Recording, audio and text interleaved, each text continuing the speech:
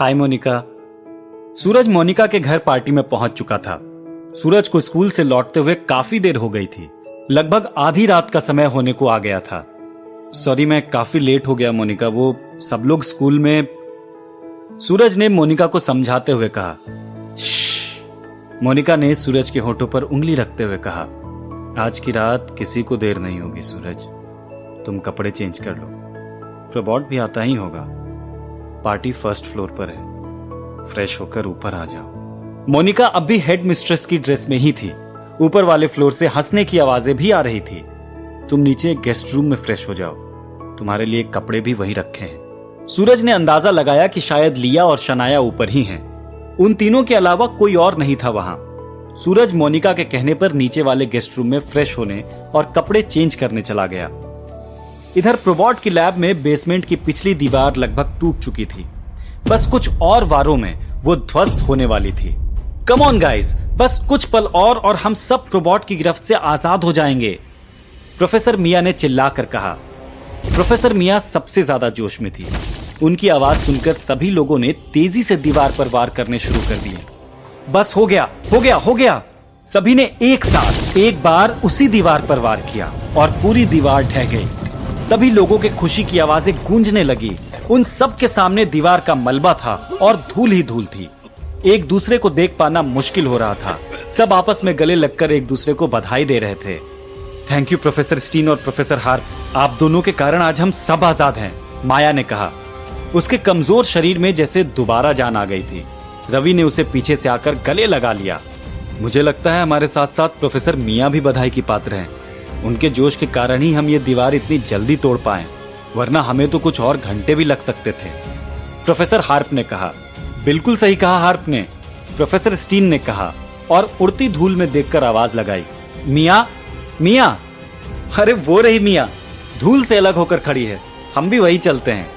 रवि ने चिल्लाकर सबको एक तरफ इशारा किया और सब मलबे और धूल से निकलकर मिया की ओर बढ़े। मोनिका, मोनिका। सूरज फ्रेश होकर और पार्टी के कपड़े पहनकर तैयार हो चुका था। ब्लैक शर्ट और क्रीम ट्राउजर में वो काफी स्मार्ट दिख रहा था। उसके लंबे काले बाल उसने पोनी टेल में बांध लिए थे। टाइट शर्ट और पैंट में उसके बॉडी फीचर्स काफी उभर कर दिख रहे थे। मोनिका ने जब कोई जवाब नहीं दिया तो वो ऊपर के कमरे की ओर चला गया। वहां कोई भी नहीं था और किसी भी तरह की पार्टी की तैयारी भी नहीं दिख रही थी। न खाना, न डेकोरेशन, न गाने। सूरज मोनिका के बेडरूम की तरफ बढ़ गया। मोनिका के बेडरूम में से आवाजें आ रही थी। उसने बेडरूम का दरवाजा खोला। हे सूरज, कम कम। मोनिका के बेड पर लिया और शनाया बैठे हुए थे। दोनों ने ही ब्रा और पैंटी पहनी हुई थी। मोनिका कहीं दिखाई नहीं दे रही थी। लिया और शनाया दोनों 5 फुट 10 इंच की थी और लगभग दोनों 26 साल की। लिया का जिस्म मोती के रंग का था और चमक भी। वहीं शनाया हल्की सांवली सी थी और उसके चेहरे पर एक खूबसूरत सेंशुअल मुस्कुराहट थी। हाय लिया, हाय शनाया, मोनिका कहाँ है? सूरज ने रूम में चारों तरफ देखा। मोनिका के बेडरूम में 2 किनारों पर खाने की चीजें रखी हुई थी।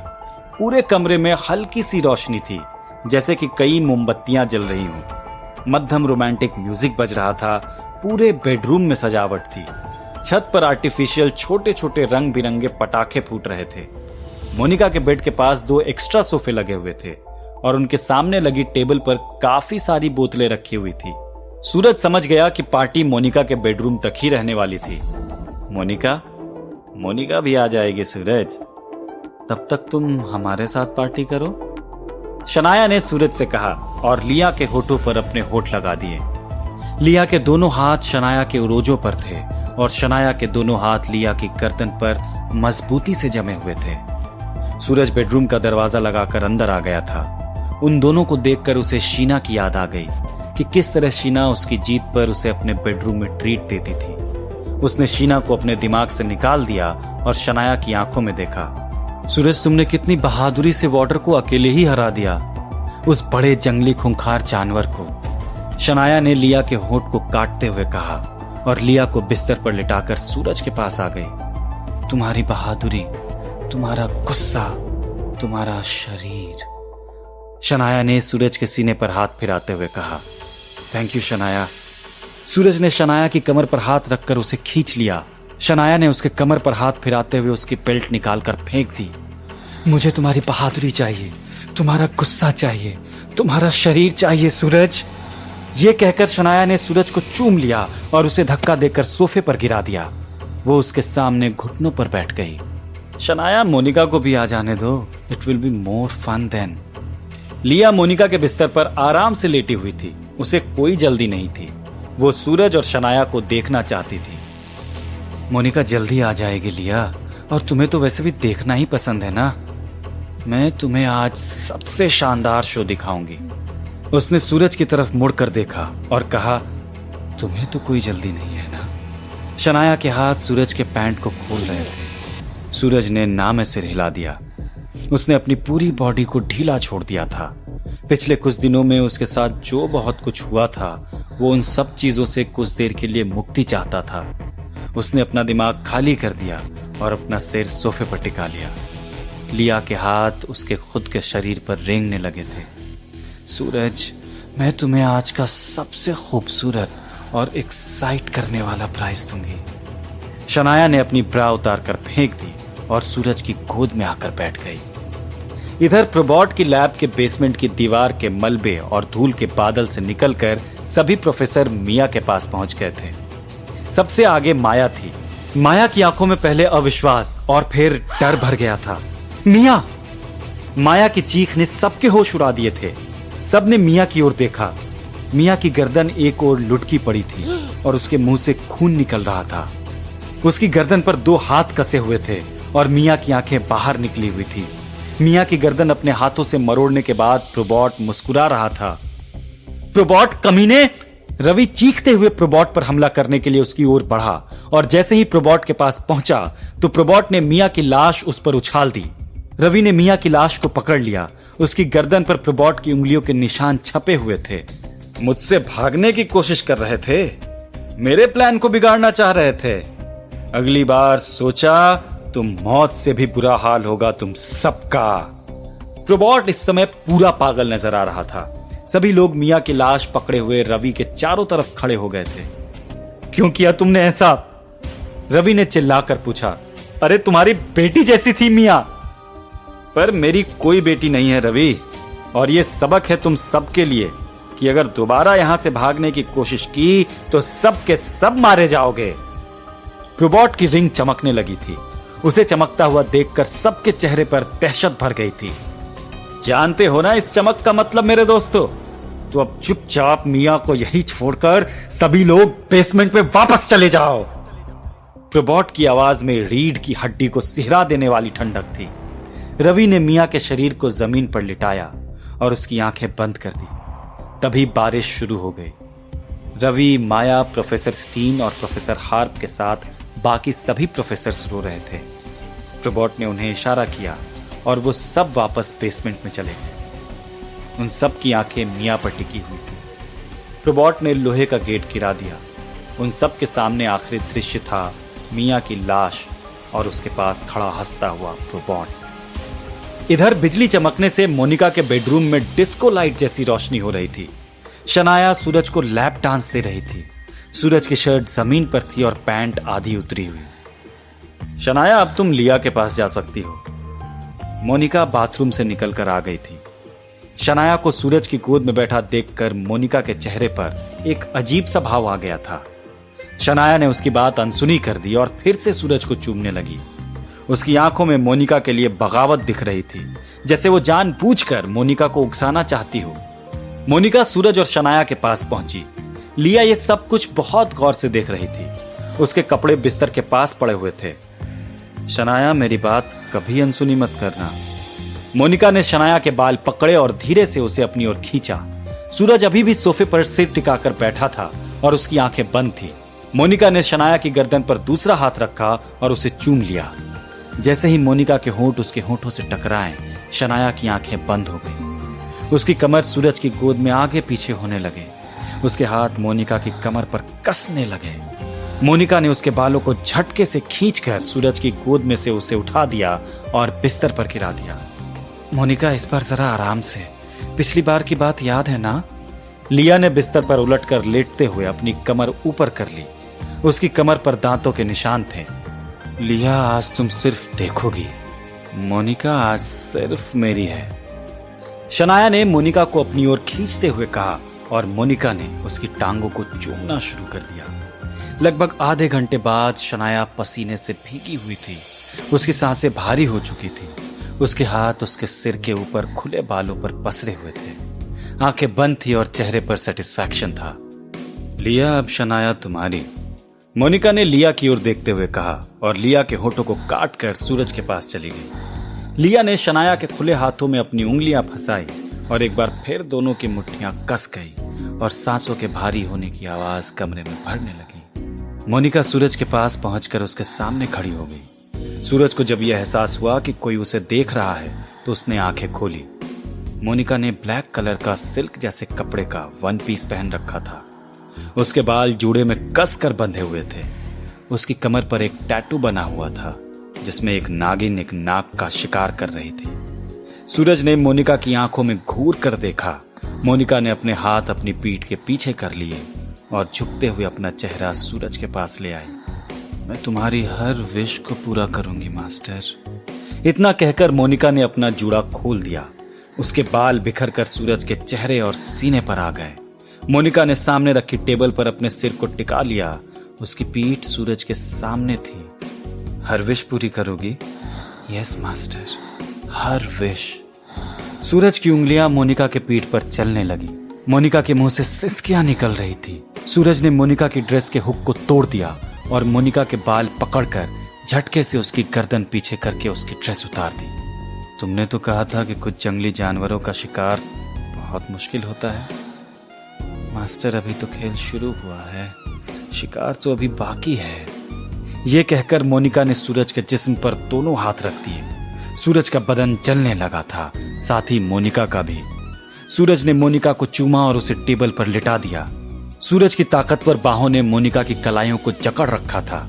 सूरज मोनिका के ऊपर था और दोनों के जिस्म एक लय में हिल रहे थे। मोनिका के चेहरे पर मुस्कान थी और सूरज के चेहरे पर अग्रेसिवनेस। सूरज ने मोनिका को उठा लिया और मोनिका ने अपनी टांगे सूरज के कमर के चारों तरफ लपेट ली। सूरज ने मोनिका को चूमना शुरू कर दिया।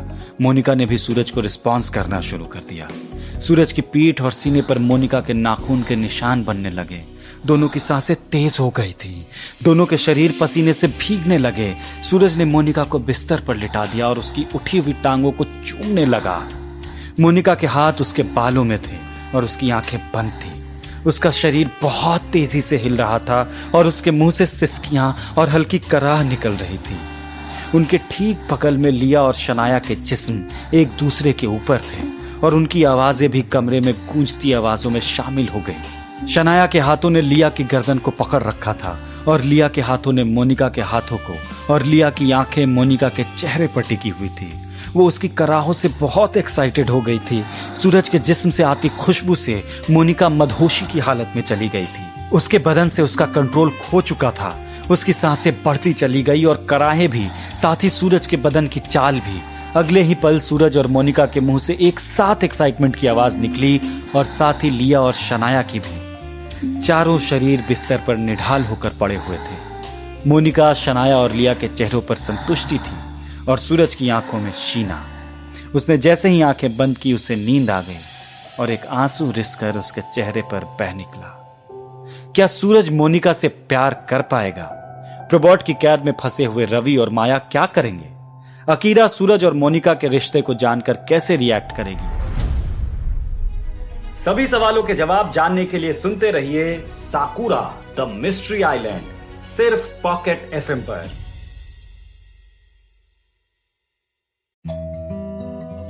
मोनिका के घर की बेल बजी। सूरज ने आंखें खोली। वो अभी भी मोनिका के बेडरूम में ही था, पर उस कमरे का नजारा बदल चुका था। म्यूजिक, सजावट, खाना, शराब, सोफे सब गायब हो चुके थे। सूरज के कपड़े फर्श पर अभी भी पड़े हुए थे। उसने चारों ओर नजर घुमाकर देखा, कमरे में कोई भी नहीं था, ना शनाया, ना लिया और ना मोनिका। उसने पिछली रात को याद किया और मोनिका के जिस्म की खुशबू, उसकी सांसों की महक, उसका जिस्म, उसे सब याद आ गया। दोबारा बेल बजी तो सूरज बिस्तर से उठा और उसने पैंट पहन ली और सीढ़ियां उतरकर नीचे आ गया। पूरे घर में कोई भी नहीं था। मोनिका भी गायब है, साथ में शनाया और लिया भी। कहीं वही लोग तो नहीं हैं। उसने जाकर दरवाजा खोला तो सामने प्रोबॉट खड़ा हुआ था। हाय सूरज, एक बार और कॉन्ग्रेचुलेशंस, प्रोबॉट ने अंदर आते हुए कहा। प्रोबॉट के हाथ में एक गिफ्ट बॉक्स था। ये तुम्हारे लिए। थैंक यू प्रोबॉट, पर इसकी कोई जरूरत नहीं थी, सूरज ने कहा। यू डिजर्व अ गिफ्ट, पर मुझे गिफ्ट खरीदने की ना समझ है और ना देने की। शायद ही तुम्हें पसंद आए, खोल कर देखो, प्रोबॉट ने उससे कहा। सूरज ने गिफ्ट बॉक्स खोलकर देखा। ये बहुत सुंदर है प्रोबॉट, बॉक्स से निकले जूते को देखकर सूरज ने कहा। वो जब से यहाँ आया था उसके पास सिर्फ एक जोड़ी जूते थे जो स्कूल से उसे मिले थे। वो काफी भारी थे। सूरज ने नए जूते पहन लिए और चलकर देखने लगा। मुझे ये जूते बहुत पसंद आए प्रोबॉट। अच्छा है तुम्हें पसंद आए, मुझे डर था कि ना आए तो मोनिका को देने पड़ेंगे। प्रोबॉट और सूरज हंसने लगे। मोनिका तो घर पर नहीं है प्रोबॉट, कुछ काम था? मुझे पता है सूरज, मोनिका घर पर नहीं है। वो सुबह मेरी लैब आई थी फाइटिंग लीग के सभी डेटा और इंफॉर्मेशन को स्कूल के सर्वर पर अपलोड करवाने। हम दोनों के पासवर्ड लगते हैं साथ में। फिर वो वहां से स्कूल चली गई है, प्रोबॉट ने बताया। स्कूल? पर आज तो स्कूल बंद है। तुम कुछ खाओगे? सूरज ने प्रोबॉट से पूछा और किचन में जाकर कुछ खाने के लिए निकालने लगा। नहीं सूरज, स्कूल स्टूडेंट्स के लिए बंद है। मोनिका हेड मिस्ट्रेस है, उसे और भी कई काम होते हैं पढ़ाने और स्कूल संभालने के अलावा। आज उसकी मीटिंग है स्कूल मैनेजमेंट के साथ, प्रोबॉट ने बताया। और तभी सूरज अपना ब्रेकफास्ट लेकर आ गया। मैं बस तुम्हें गिफ्ट देना चाहता था तो मोनिका ने कहा कि मैं खुद आकर तुम्हें दे दूं। प्रोबॉट की नजर सूरज के गले में लटके लॉकेट पर अटकी हुई थी। कल रात को क्या हुआ था प्रोबॉट, तुम पार्टी में नहीं आए थे? हाँ, कल एक अर्जेंट काम आ गया था, एक पार्सल की डिलीवरी करनी थी। कल नहीं करता तो देर हो जाती। पार्सल डिलीवरी होकर पहुंच भी गया होगा अब तक, प्रोबॉट ने मुस्कुराते हुए कहा।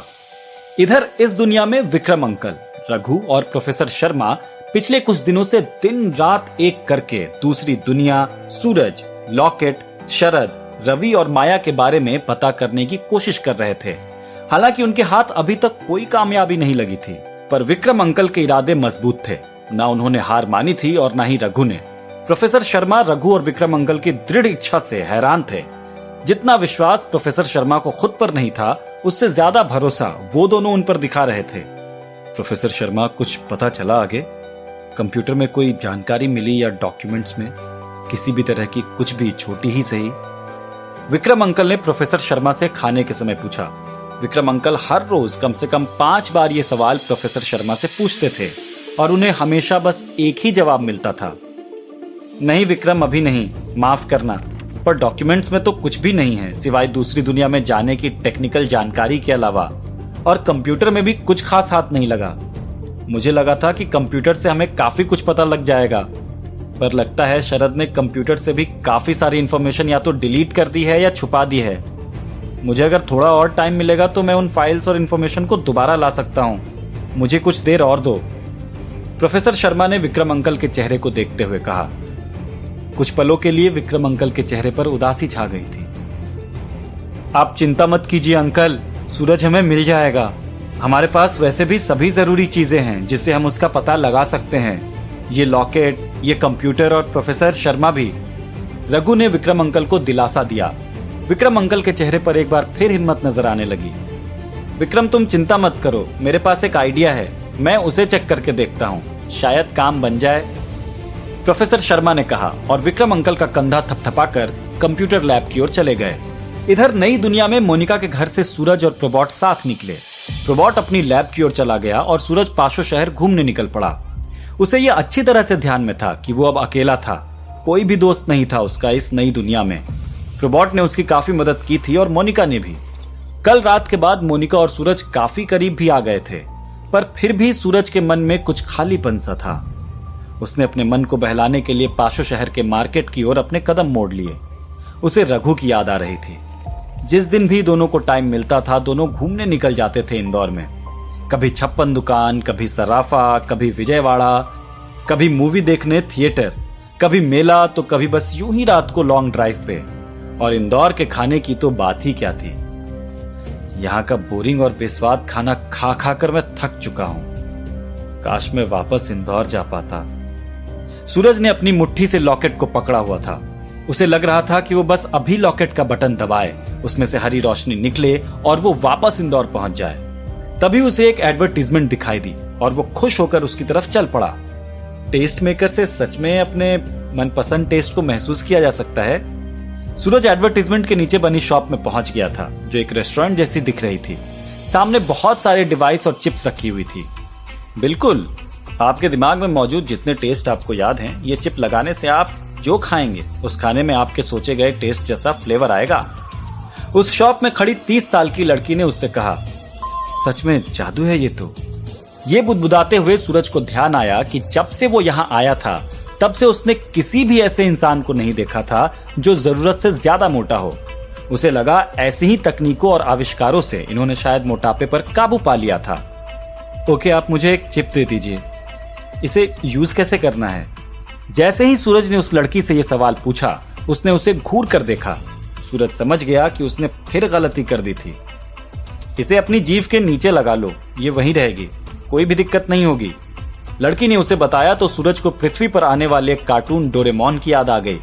उसके पास भी एक ऐसा ही गैजेट था। वो मुस्कुराने लगा। हाय सूरज। सूरज ने पलट कर देखा। अक्षय अपनी गर्लफ्रेंड के साथ खड़ा हुआ था। हाय अक्षय। जंगल रन फाइनल के बाद अक्षय का व्यवहार सूरज के लिए अच्छा हो गया था। सूरज ने टेस्ट मेकर की पेमेंट की और साथ ही एक हरा ब्रेड जैसा दिखने वाला स्नैक भी ले लिया। उसे हरे ब्रेड का टेस्ट पता था, इसलिए उसने पहले उसी पर ट्राई करना सही समझा। उसने टेस्ट मेकर को जीभ के नीचे लगाया और ब्रेड खाते हुए टेस्ट मेकर के बॉक्स में लिखी इंफॉर्मेशन पढ़ने लगा। टेस्ट मेकर 1 साल तक काम करता था। लगता है जब से पाशो आए हो तब से कुछ अच्छा खाने को नहीं मिला है। तुम तो मोनिका के साथ रह रहे हो ना? मैंने सुना है वो बहुत अच्छा बना लेती है खाना। हाँ, काफी अच्छा। सूरज को कल रात की याद आ गई थी। कल का डिनर भी काफी अच्छा था। ये मेरी गर्लफ्रेंड है निशा, लेवल 4 की फाइटर। इसका वेपन रॉक बेस्ड है, जैसे पत्थर और चट्टाने। कहकर अक्षय ने निशा को चूम लिया। हाय निशा। अक्षय, मैं थोड़ी जल्दी में हूं, मुझे प्रोबॉट के पास जाना है। सूरज ने जल्दी से अक्षय से पीछा छुड़ाने के लिए झूठ बोला।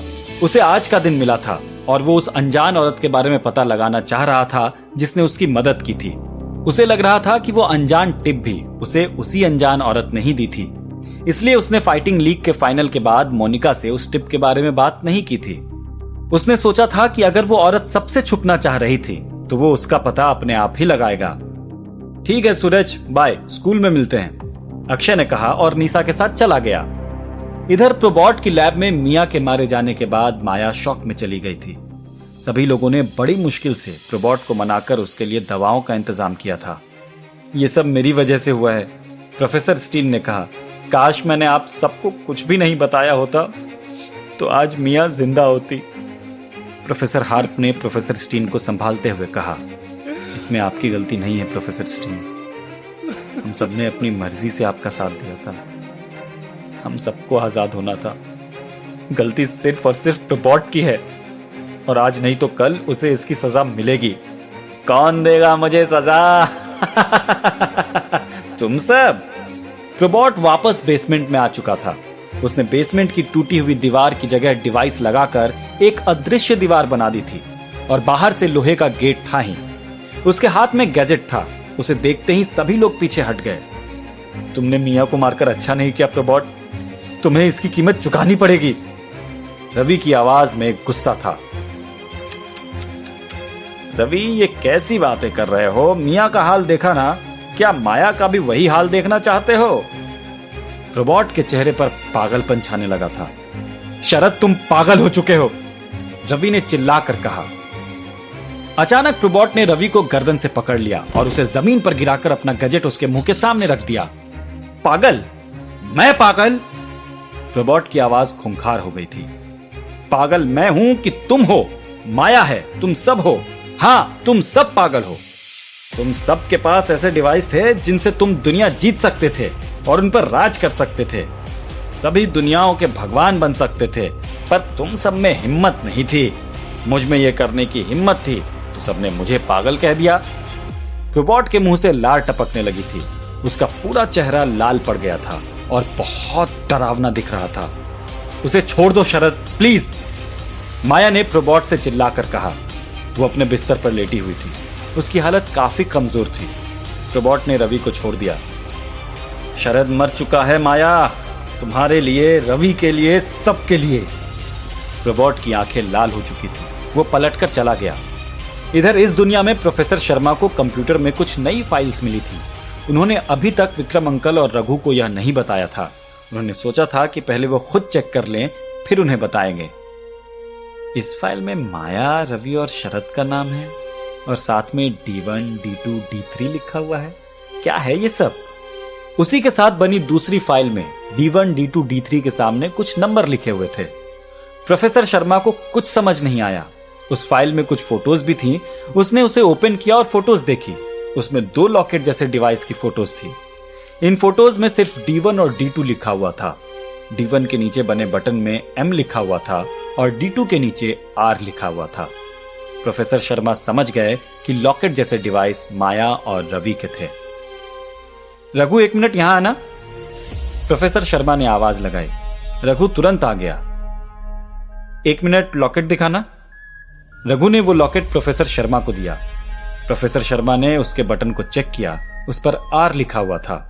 रघु, ये लॉकेट रवि का ही है। ये देखो, इस पर R लिखा हुआ है।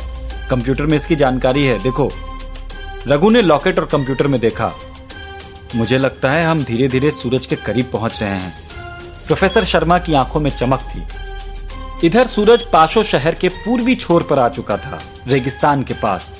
इसी जगह पर सूरज पहली बार इस नई दुनिया में आया था। उसने एक चट्टान पर बैठकर अपना कनेक्ट ऑन किया। मुझे उस रहस्यमयी अनजानी औरत को ढूंढना ही होगा। वो ही शायद मेरी मदद करके मुझे मेरी दुनिया में भेज पाएगी।